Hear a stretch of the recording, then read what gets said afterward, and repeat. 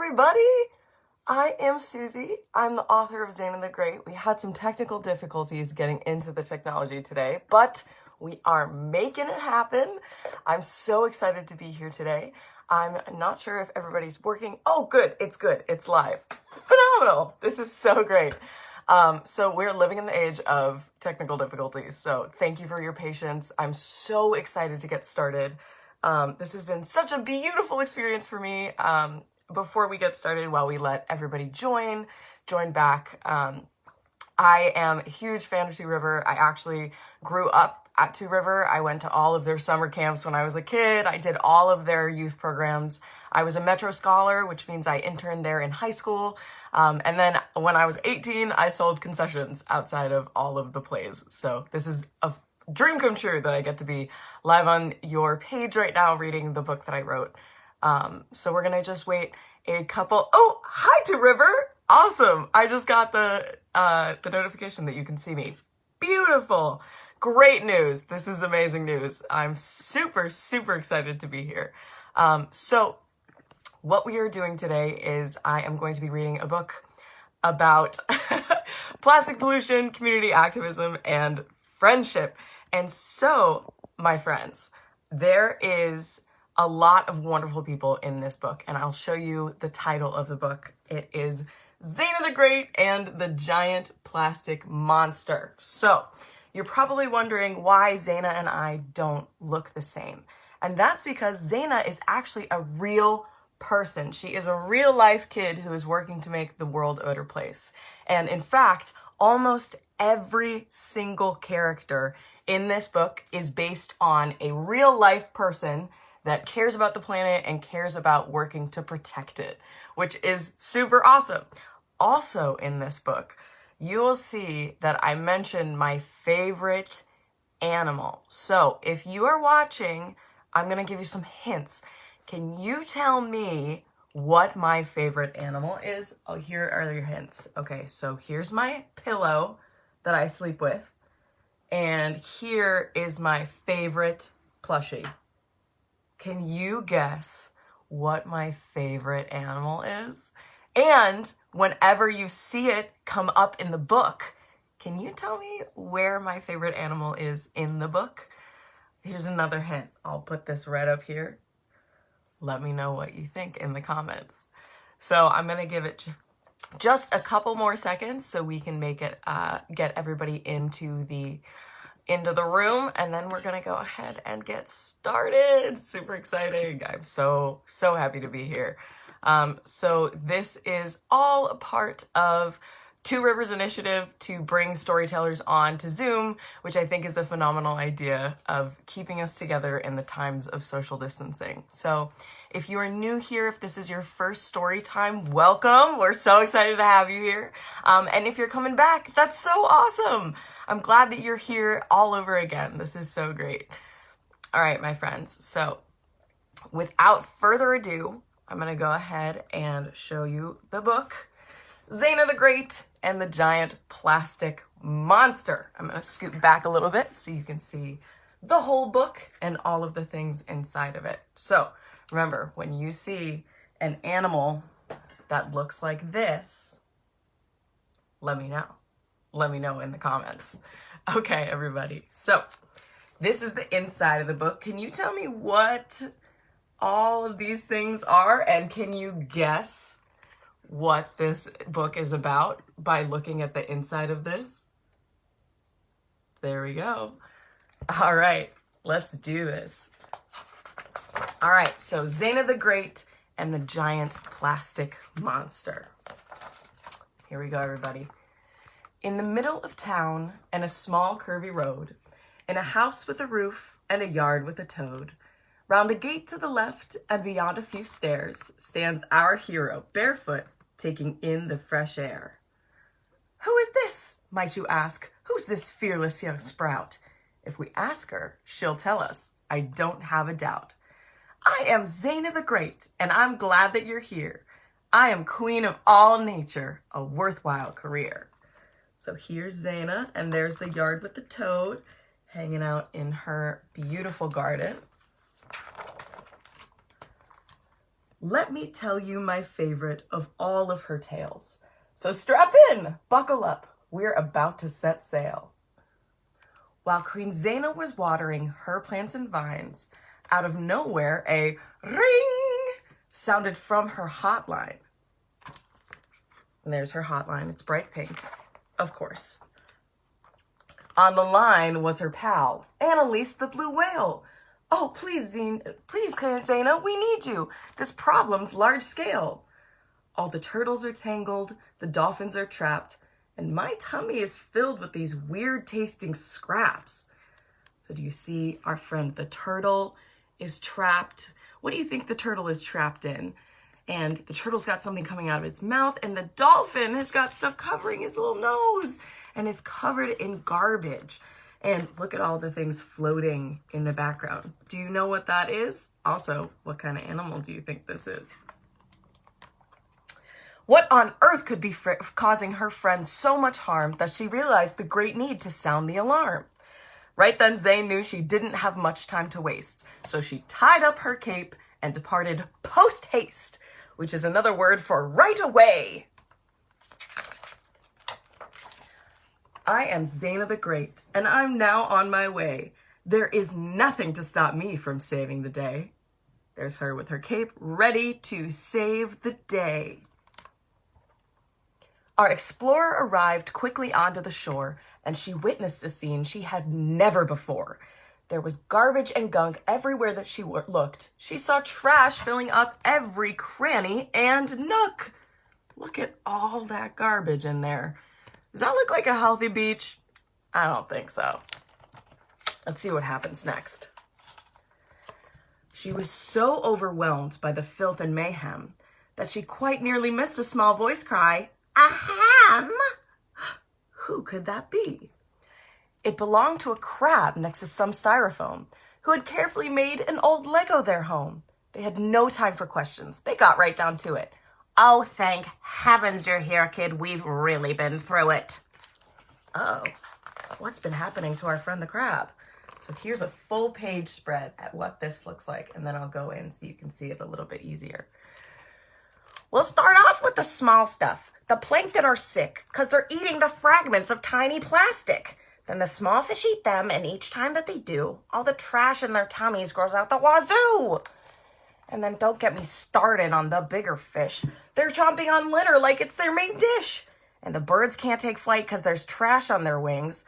But to top it all off, now we're stuck with that thing. Wait, what thing? Zaynab asked as she lifted her head. And at once she was filled with a terrible dread. A huge monster the size of a zillion dumpsters lifted up from the depths, and he looked right at her. Yikes! It's a big old monster. It was huge, it was mean, and hang on, wait a sec. That foul monster was made up of tons of plastic. There were forks, knives, and spoons that still had their price tags, next to bottles, balloons, and some grocery bags. Now let's take a look inside this monster and see what we can find. Let's see. I see a bottle. I see a knife. I see a grocery and garbage bag. Oh, there's a spoon over here. Look at even deflated balloons. And we've got garbage all in this monster. Look at that. She could not figure out what to do with this fright. But then Annalise surfaced to Zaynab's delight. "Hop on, pal," Annie yelled as she splashed with her tail. "I've got something to show you. There's truth to unveil." And unveil means reveal, so they had truth to find out. You know all that garbage inside that large brute? There's a trail to the beach. It's been taking that route. Where does all this trash start? Zaynab started to think. If we cut off the source, maybe then it'll shrink. So she hopped off on dry land, and then what do you know? Standing there were her friends who were waving, "Hello. Can we lend you a hand?" Evan asked with a grin. That's Evan. "That trash monster looks tough. With our help, you can win." Kate and Bee agreed too, but Queen Zaynab replied, Oh, no thanks. I'm all set. You can go back inside. Look, so that's Kate, that's B, and that's Evan. And those are all based on real people. Look at all of those wonderful people. And there's our friend the whale again. Because I'm Zaynab the Great, and I know what to do. I'll clean up that gross piece. So long, toodaloo. So she got right down to it. She cleaned the whole shore. She bagged all the fragments. It was quite the chore. Do you ever have to clean up your room? Does it take a really long time? Imagine having to clean up a whole beach by yourself. Sounds like a lot of work to me. The next morning, she came back to check on her work. But the sight that she saw made her go quite berserk, which is another word for crazy. All the trash, it was back. There was more than before.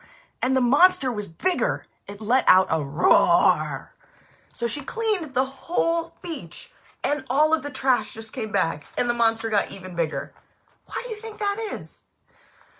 How did all this trash get here? It can't just be fate. Right then, Zaynab decided to investigate. It appeared that the garbage began to get dense as it got near the river. So she hopped the fence and she followed that trash path while picking up clues about who was behind this huge lump of refuse. And refuse is another word for garbage. So she's trying to figure out that maybe all the trash flowed through the river to the ocean. So she's got to go figure out where the source of the garbage is. Standing out was a label on wrappers and nets that read, Willie's Fish Shop. We're as good as it gets. Willie's Fish Shop, she thought. I go there all the time. I sure wonder if he knows he's causing this crime. So she marched right on into the shop round midday and cried, Willie, I must speak with you right away. You have got to stop making this single-use stuff.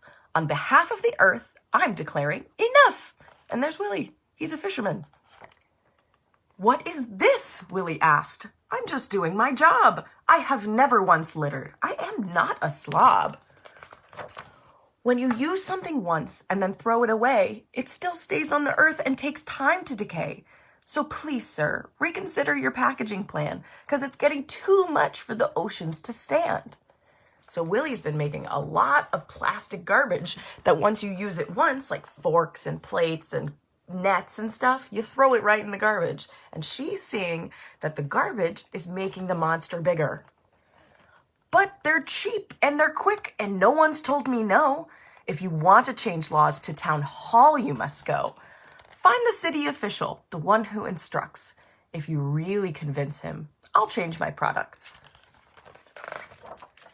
Zay was mad at his choice, but that didn't last long. She would show where that city official was wrong. Because I'm Zaynab the Great, and in this I believe, I'll develop solutions that we can achieve. So she hopped, skipped, and jumped over to the town hall, bringing with her a sign upon which she had scrawled, Save Our Seas! You see that? She wrote Save Our Seas on her little sign that she lifted on top of her head as she entered the waiting room that was ahead. She was given a number and told to sit down next to piles of paper stacked high as the town. After what felt like years, the bell finally chimed, and she ran to the office and muttered, Showtime! Have you ever had to wait in line before? Or maybe at the doctor's office? It takes a long time. You gotta sit and wait in the waiting room for a while. She had to sit for a very long time. She discovered the fellow hunched over his desk and started to say, Sir, the poor seas are at risk. But before she could finish, he groaned and he stood and he said, Well, the seas are not my neighborhood. Look at him. He does not look like he's going to be very nice. Listen, kid, I have no time for all your concerns. My to-do list is huge. There is mail to return. There is war and there's need. I've got people to feed. You should go take your protests to someone who'll heed. And heed is another word for listen. But my friend, Zaynab said without batting a lash, don't you know that you're feeding your people with trash? All the plastic that's used to wrap up your lunch dish very rarely breaks down and ends up inside fish. Then the big fish eat small ones and lickety-split. When we eat them, the chemicals make us all sick. Now, good sir, if you please, here, I'll give you a deal. reduce plastics for us, then the ocean will heal. So she's saying that if fish eat the plastic and we eat the fish, then sometimes we eat the plastic. And that sounds pretty gross. So we don't want to be eating all that plastic. So the way to make sure that we're healthy is to stop putting plastic into the ocean so the fish eat them. So she's making a deal with our friend, the city official. Let's see how he responds to that. "Get a grip, little girl," said the man in a huff. "You have had your 5 minutes, and that is enough. We are really quite busy. There's no time for fools. So please take your sign with you and get back to school." Not the outcome we had hoped for, people. Not the outcome we had hoped for. She was then shuffled out through some sterile white halls and was tossed out the door by her green overalls. Oh no. She plopped down on the curb, her feet propped in the street, feeling loneliness, anger, distress, and some grief. Has anyone ever felt any of those emotions before? I know I have. Those are some emotions that we can feel when something goes wrong or someone isn't listening to us. It's definitely frustrating. "I am Zaynab the Great, and I'm misunderstood. Why won't anyone listen or help do some good?" It was then, on that curb, she decided to go fight the monster, but this time she'd do it alone. She's gonna go fight the monster all by herself. She arrived at the beach, waded into the muck, and almost immediately, Zaynab got stuck. That old monster had tricked her. She thought that was help. It had trapped her in plastic, and she needed help. Uh-oh, look at all of that. Look at all the plastic garbage that trapped her. She's stuck in the ocean. So she struggled, she wiggled, she cried out in fear. But that monster just grinned, knowing no one could hear. As she sat in the trash, Zaynab felt very small, and she thought, am I really so great after all? She quite nearly gave up, and she sighed with exhaust. But right then, when it seemed like all hope had been lost, all at once came a splash! And to Zaynab's surprise, she then spotted her friends right in front of her eyes. Look, there's her friend. There's her friend Annalise, the whale, and there's all of her friends on top. They all yanked her away from that slippery trap and swam off to safety right on Annie's back. So she thanked them and hugged them all twice just because they had saved her. But wait, how'd you know where I was? We were trailing behind you, been there this whole time. We all followed you here, but avoided the slime. All these problems have layers. It takes more than one. You've inspired us to help, so we'll get the job done. Oh, her friends came to save her. 'Cause you're Zaynab the Great, and you're never alone. We can fix this together and clean up our home. So they decided that friendship was going to help them, and that Zaynab didn't have to make all this change by herself, that they would do it together.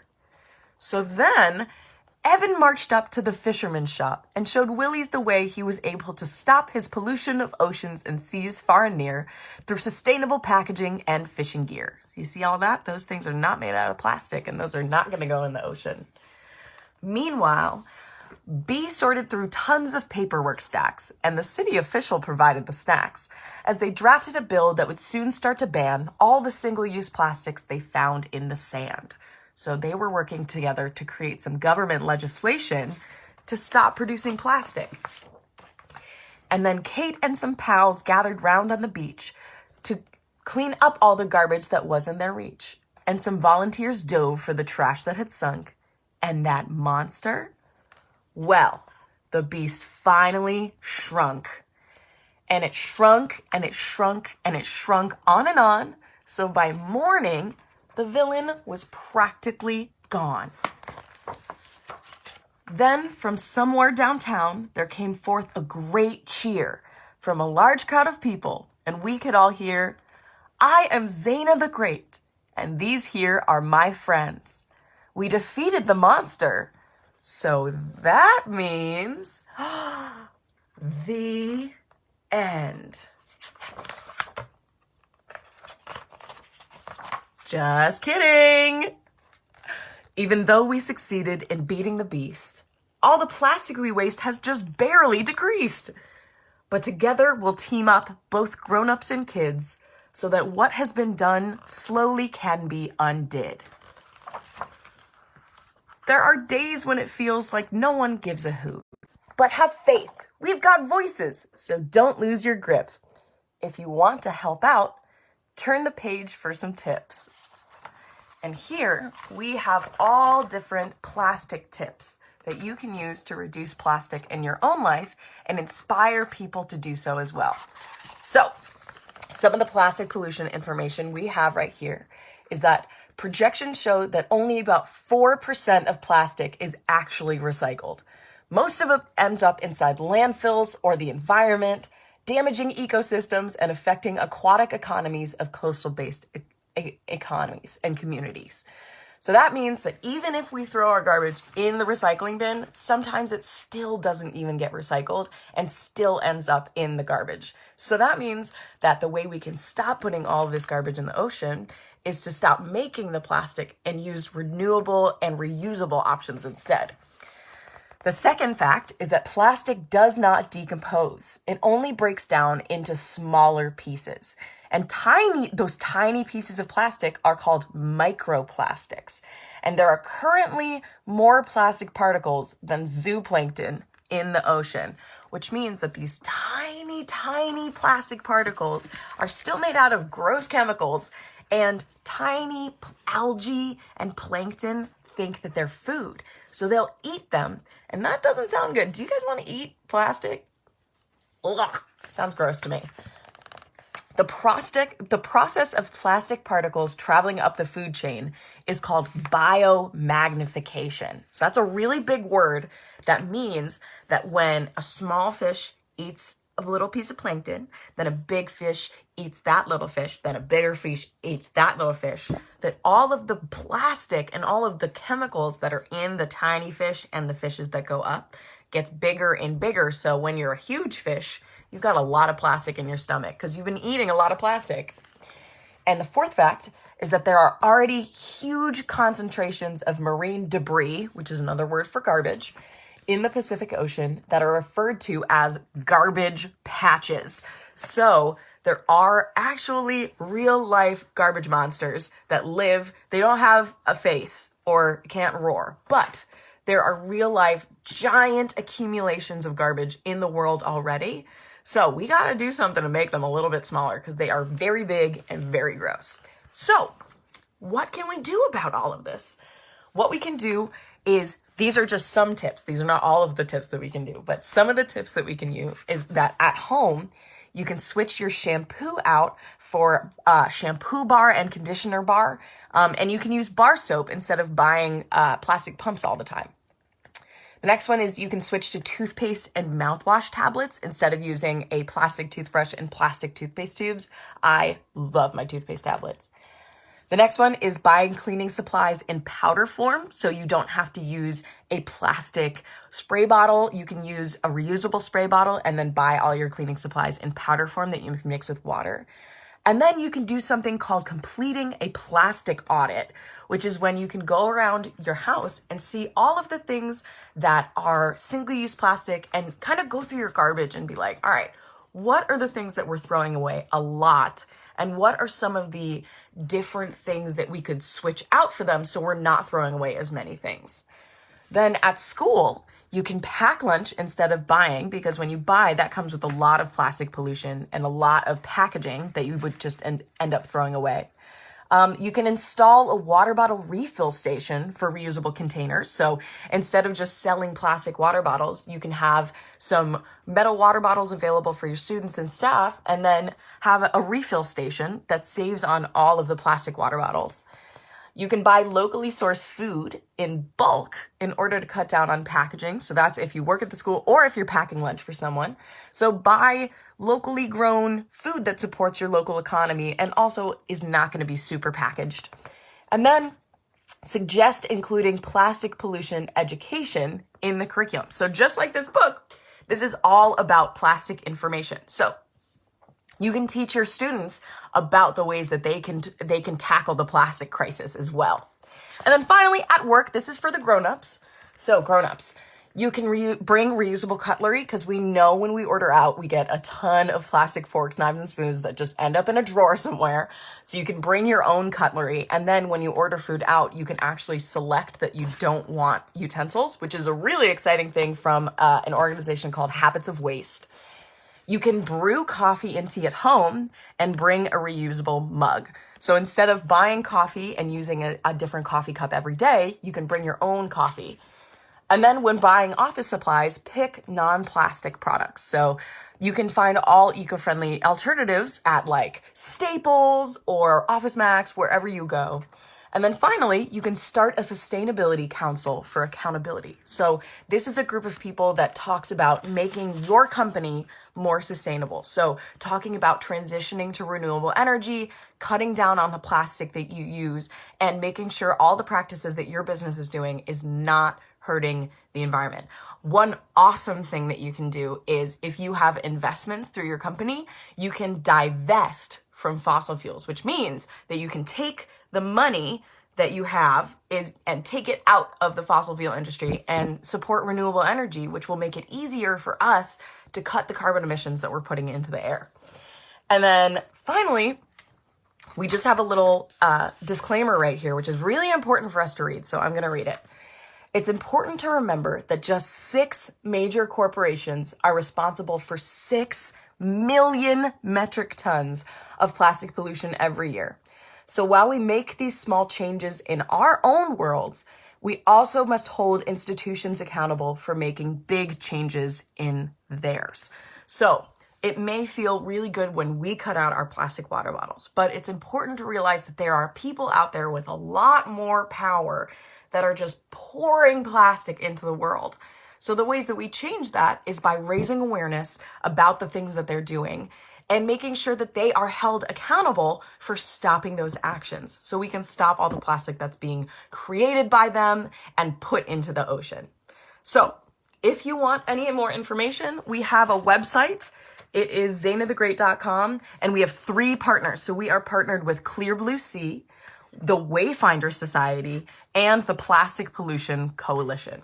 So if you have any more questions about plastic pollution or any other things that you want to learn about, you can go to our website or go to any of their websites, and there is awesome materials there. We're currently working on making curriculum for this book, so you could teach it in your classroom, at home, do it on a weekend with your students if you want. And also, we're working on writing letters to businesses and government to get them to cut their plastic pollution. So we can take the stuff we've learned in this book and make it go even farther than just having a conversation. So that, my friends, is my book, Zaynab the Great and the Giant Plastic Monster. So if you have any questions, feel free to drop them in the chat.